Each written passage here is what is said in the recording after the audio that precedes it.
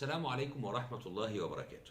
في حلقة النهاردة هكلمك عن كل ما يتعلق بنادي الزمالك وحكم محكمة النقض بتأييد الحكم السابق بحبس مرتضى منصور لمدة شهر مع الشغل. طبعا أنا مش هدخل معاك في التفاصيل الخاصة بالوضع بالنسبة له قانونا هيبقى شكله عامل ازاي، وهرجع بيك بالذاكرة لورا كده القصة بالنسبة له وقضية سب كابتن محمود الخطيب و لأن كل الكلام ده خلاص قتل بحثا وكل الناس اتكلمت فيه والكل وضح ايه اللي حصل وما قال إليه رئيس نادي الزمالك في الوقت الحالي.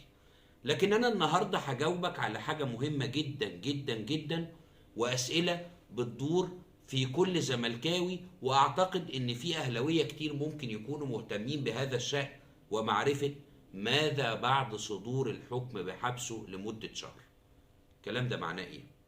الكلام ده معناه إن مدة شهر ما أعتقدش إن هي مدة هتكون كبيرة. هي مدة موجودة في الحبس وكل حاجة، لكن اكيد كل الزملكاويه بيفكروا طب بعد الحبس هل هو هيرجع تاني لنادي الزمالك، ولا هيتم انتخاب مجلس جديد، ولا هيتم انتخاب رئيس نادي فقط عشان يحل محله، ولا هيرجع تاني؟ وهي دي المفاجأة اللي هقولك عليها.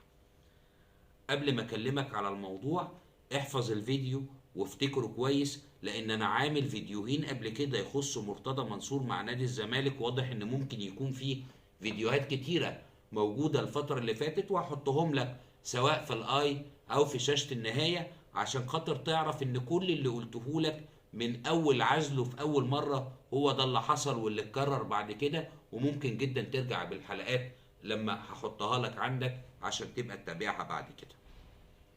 دلوقتي كله طالع بيتكلم على نص المادة 41 من اللائحة الاسترشادية اللي معمولة، وهي بمنتهى البساطة بتتكلم على سقوط عضوية عضو في مجلس الإدارة. يستوي هنا أو بالنسبة لي هنا ما عنديش مشكلة في الحالتين إن العضو ده يكون رئيس مجلس إدارة أو نائب رئيس أو أمين صندوق أو عضو. هو في النهاية القانون في الحتة دي بيتعامل مع إيه؟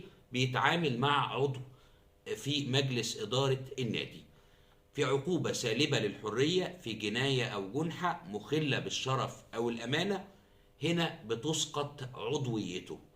بتسقط إيه؟ عضويته. زي ما إن ده شرط موجود للترشيح هو شرط أيضا للاستمرار في مجلس الإدارة. خلي بالك أنا هضيف لك العديد من الجوانب هنا، منها الجوانب القانونية، فعايزك تركز معايا في اللي جاي ده قوي.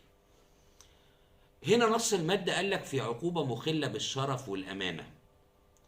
هي معادلة أنا بكلمك فيها، في النهاية هتوصل لنتيجة هتعرفها في آخر الحلقة. يعني إيه مخلة بالشرف والأمانة؟ وجهة نظر القانون والعديد من أحكام محكمة النقض تقولك إن القانون مفيش فيه تعريف جامع مانع للجرائم المخلة بالشرف والأمانة. يعني ما نقدرش نعمل لها حصر أقولك والله الجرائم المخلة بالشرف دي عددهم 10 أو عددهم 15 أقل أو أكتر.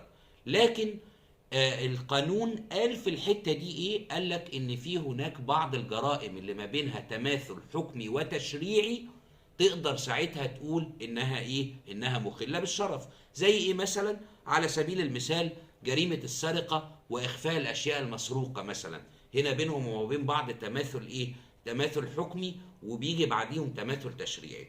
طب هل جنحة السب والقذف اللي اتهم فيها مرتضى منصور رئيس مجلس إدارة الزمالك واللي على أساسها الخطيب راح رفع الدعوة وخد الحكم وأيدته محكمة النقد تعد ضمن الجرائم المخلة بالشرف والأمانة؟ لا. إيه ده معقولة؟ ما تعدش ضمن الجرائم المخلة بالشرف. الكلام ده معناه إيه؟ معناه إن نص المادة 41 من اللائحة الاسترشادية اللي كل الدنيا بتكلمكوا عنها لا تنطبق على هذه الحالة. ما تنطبقش على حالة مرتضى ووضعه والقصة اللي ماشية بالنسبة له. عشان كده لو تلاحظ وزير الشباب والرياضة لما طلع بيان عشان يقول فيه اللي حصل والوضع هيبقى ايه، ما قالكش هحل مجلس الإدارة، لأنه لا يستطيع ولا يملك أن يصدر قرار بحل مجلس إدارة النادي، لأن ده تدخل حكومي زي ما كلكم عارفين في شأن رياضي. وممكن يصدر قرار، لكن في بعض الأحوال اللي مش متوفرة في الحالة اللي احنا بنتكلم عليها دلوقتي. لكن القانون هنا بيقول لك ايه؟ القانون هنا بيقول لك انك انت من حقك تختار واحد من اقدم الاعضاء اللي موجودين عشان يعمل ايه؟ بالظبط كده، عشان يحل محل رئيس النادي. مش هيشتغل او مش هيبقى رئيس نادي، ده هيحل محل رئيس النادي. ده معناه ايه؟ معناه انه ممكن جدا يبقى اختيار اعضاء الجمعية العمومية في نادي الزمالك ان هم يعملوا ايه؟ ان هم ينتخبوا ويحددوا، يطرح الامر عليهم في جمعية عمومية غير عادية. تعمل ايه؟ تطرح الامر عليهم، عايزين ننتخب رئيس نادي جديد. انتخبوا رئيس نادي جديد، انتخبوه، ما انتخبوهوش، هيحصل ايه؟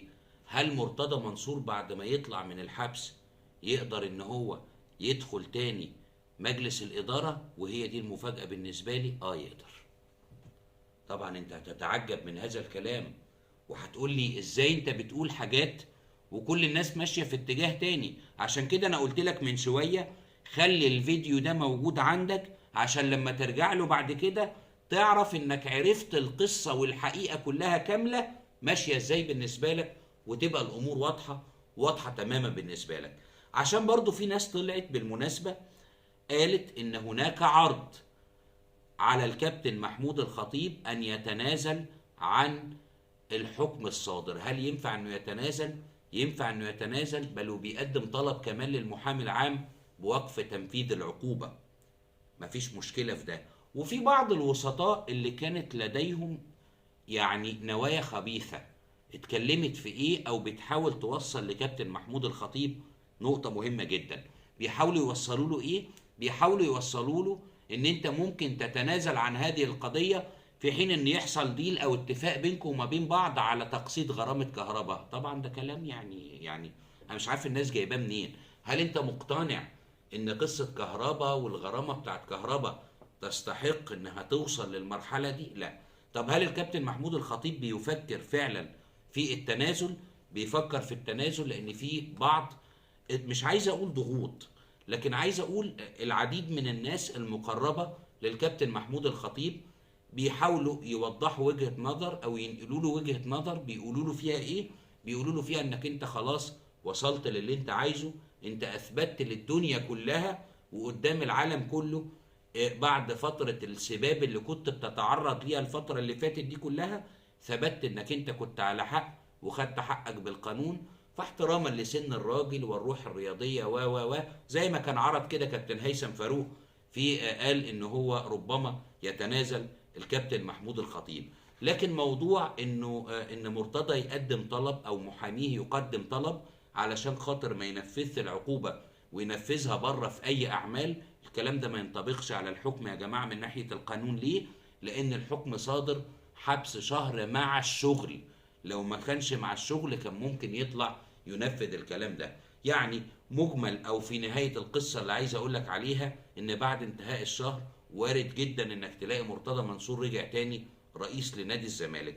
انا حكيت لك القصة كلها في حلقة النهاردة عشان اوضح لك امور كتير في ناس كتيرة جدا ما اتكلمتش عنها، وفي ناس الحقيقة يعني اتكلمت سواء بدون علم في الجوانب القانونية الخاصة بهذا الامر، او ان هي بعيد شوية عن القصة، فالموضوع ممكن يكون مش واضح بالنسبة لهم. ان شاء الله اشوفكم في حلقة جديدة.